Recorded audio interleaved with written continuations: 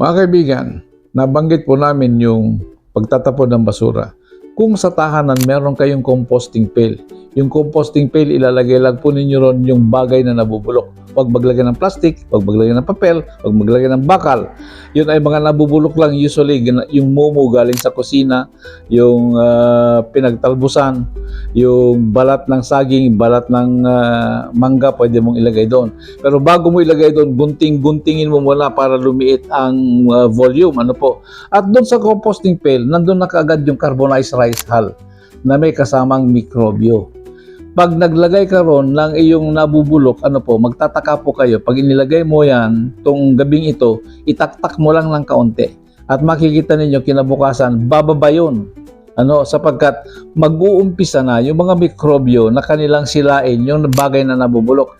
At wala po kayong maaamoy sapagkat ang ilalagay po nating bakterya ay good bacteria. Ngayon, kung kayo po interesado sa aking sinasabi, pwede po kayong mag-message sa akin at ituturo ko sa inyo, baka bigyan po kayo ng libreng material na ilalagay po ninyo sa inyong composting pail.